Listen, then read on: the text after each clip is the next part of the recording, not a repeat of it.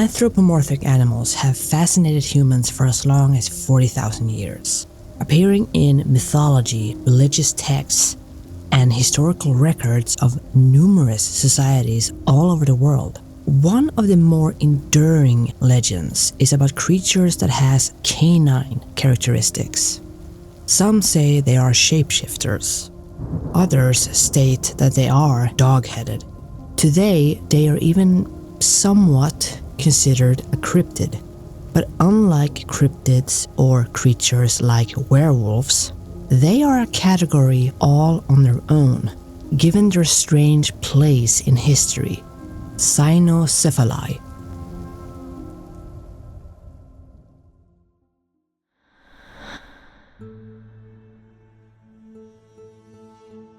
The literal meaning of the word cynocephali is dog-headedness, a human body with the head of a dog.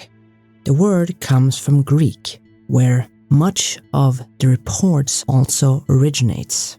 A Greek physician called Ctesias wrote a detailed report in the 5th century BC about the existence of the dog-headed in India.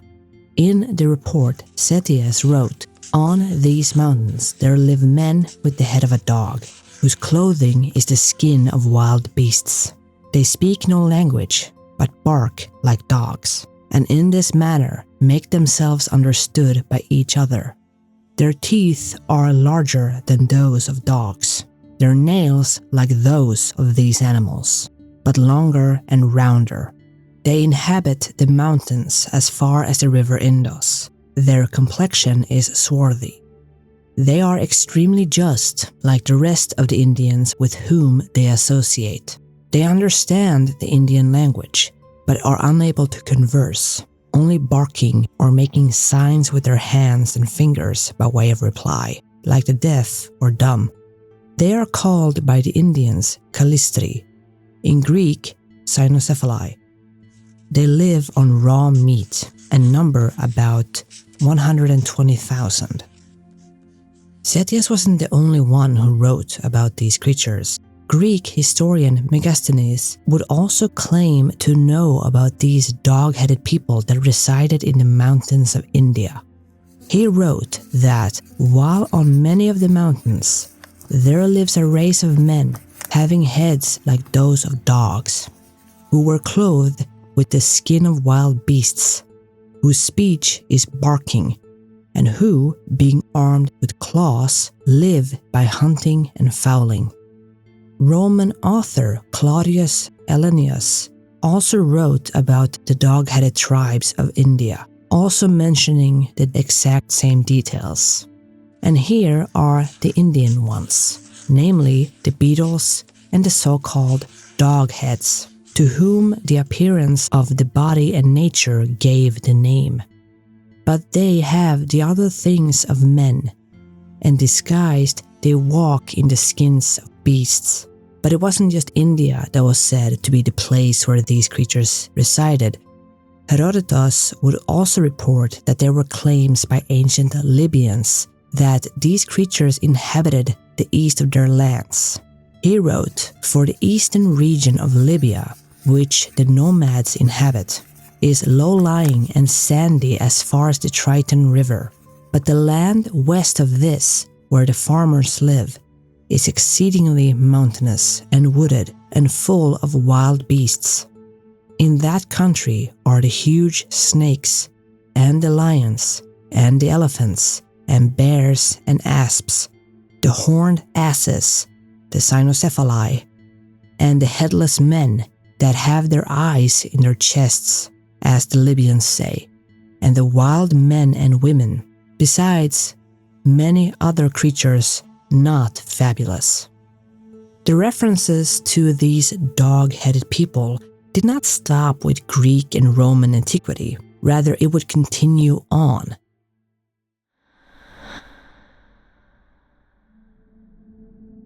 Far beyond ancient Greek times, the dog-headed also made appearances in some works of medieval literature or art. The mystery, magic, and brutality that was deemed characteristic of bizarre people of distant places became so prominent that St. Augustine of Hippo questioned their existence and origin.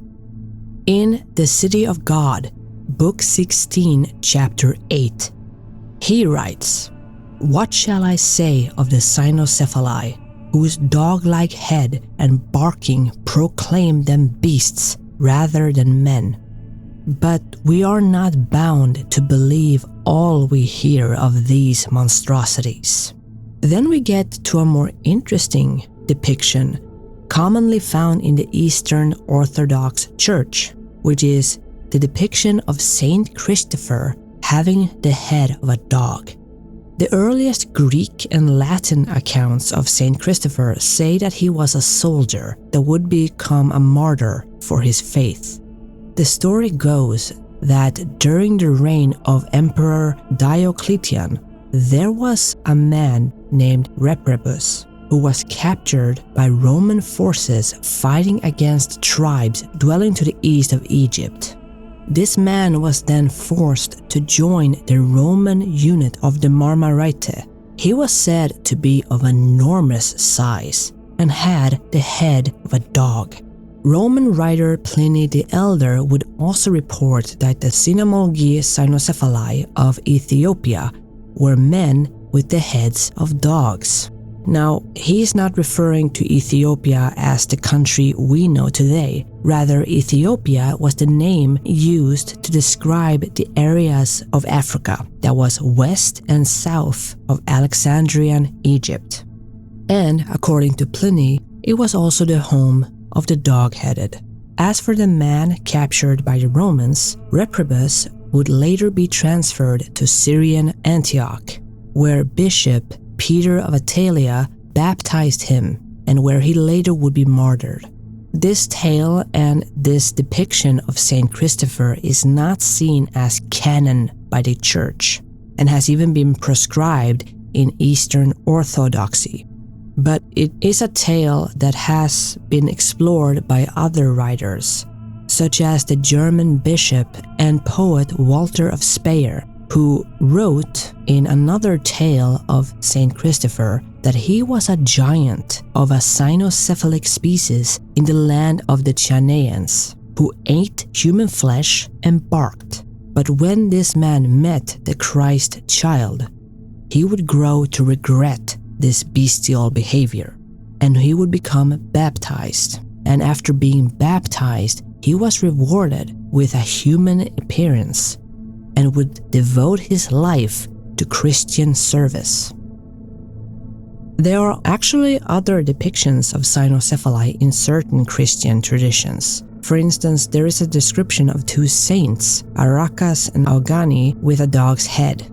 This description comes from the legend about the life of the Coptic saint Mercurius Abu Saifan.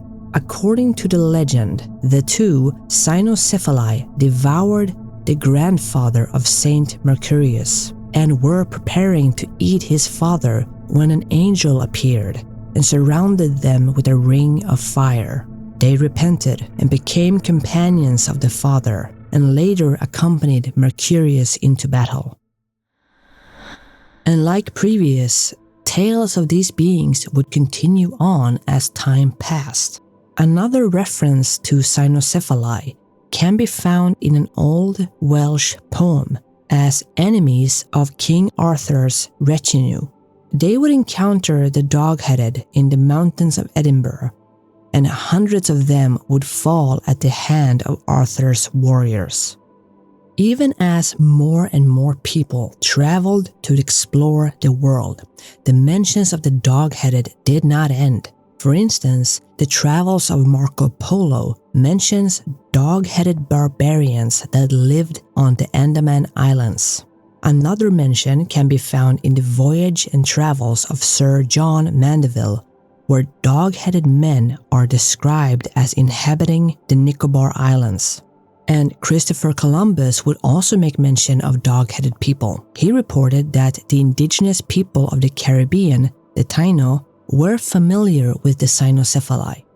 Ottoman cartographer Piri Reis would also include an image of a dog-headed man fighting a monkey in what is now Colombia in his 1513 map. And finally, there is also supposedly a mention of the dog-headed in the Chinese record Book of Liang, in which the Buddhist missionary Huichen describes an island of dog-headed men to the east of Fusang, which is said to be either a mythical world tree or a place located far east of China, which some believe to be either Japan or the Americas.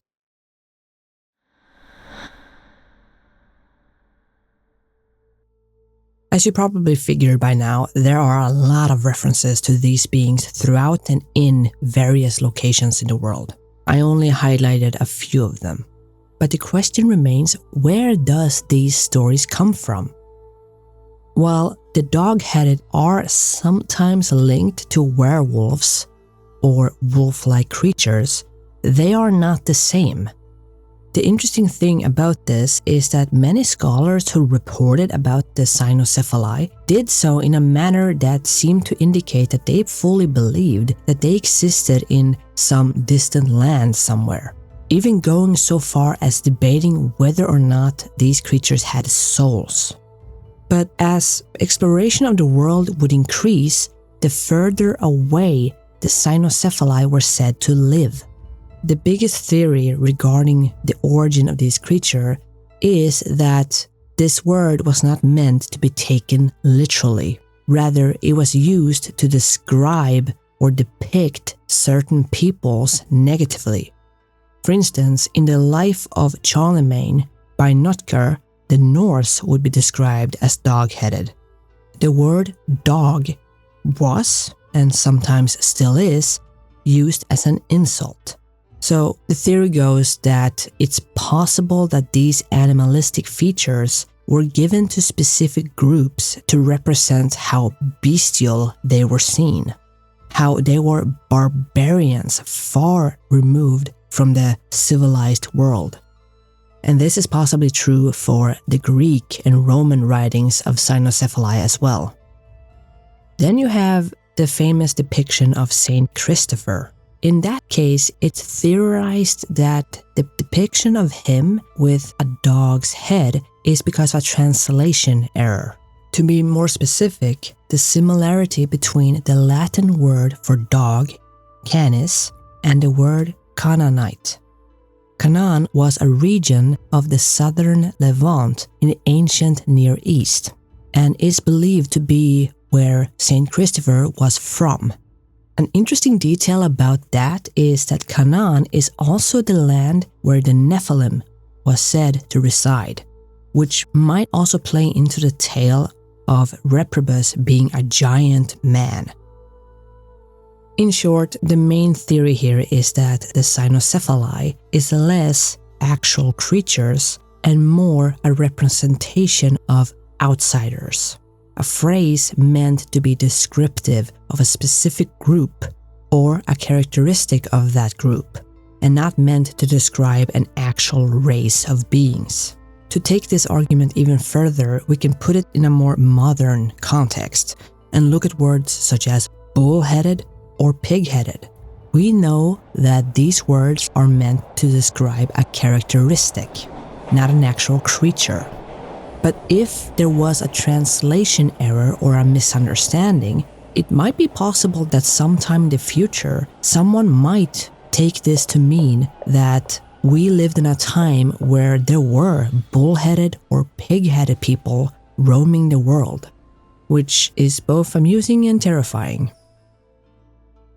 But a smaller, but no less interesting theory is that the dog-headed were descriptions of people that had a condition called hypertrichosis, also known as werewolf syndrome, a condition that causes an abnormal amount of hair growth all over the body or restricted to a certain area, such as the head.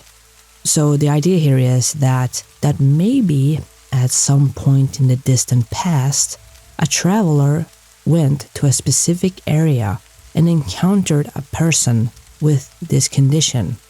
Not understanding what it was, Stories of that encounter would then grow into tales of dog-headed beings residing in far-off lands in the world, with each retelling adding more and more details, such as barking or consuming human flesh. And of course, there is the theory that at some point in the past, there were truly beings with the heads of a dog. Ancient times have no shortage of strange and fantastical creatures, both monstrous and divine. In addition to all the monsters that we can see on old maps or even read about in texts, there are gods that often are depicted in this way, most famously in the Egyptian pantheon, or even the animals represented in the Chinese zodiac, one of which is a dog.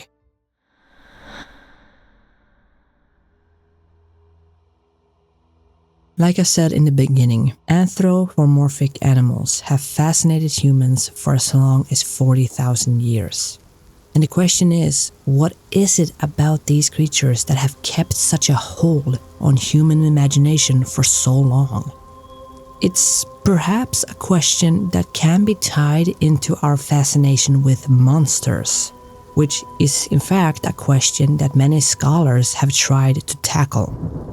For instance, Eddie White, an associate professor of practice in the Department of Public and Applied Humanities at the University of Arizona, stated that a big thing that attracts people to the supernatural is the search for meaning in a complicated world, a tangible way to address intangible fears, a way to convey or understand a message. Given that the biggest theory regarding cynocephali is that they were used to describe outsiders, people living outside of what was considered the civilized world, this idea does make sense. But the very concept of cynocephali is fascinating. It's a being that exists mostly in depictions in art and text by people who wrote as if they did truly exist. It's a creature that is a cryptid and not a cryptid at the same time. It's a cryptid in the sense that it is a strange animalistic being that is or was said to exist. But it's not a cryptid in the sense that most cryptozoologists don't really bother with them, as there are no stories of any encounters with them that are more recent. And more importantly, the concept of them appears to be more symbolic than literal. With that in mind, I'm gonna leave it to you. What do you think cynocephaly is, or possibly was? Thank you for watching.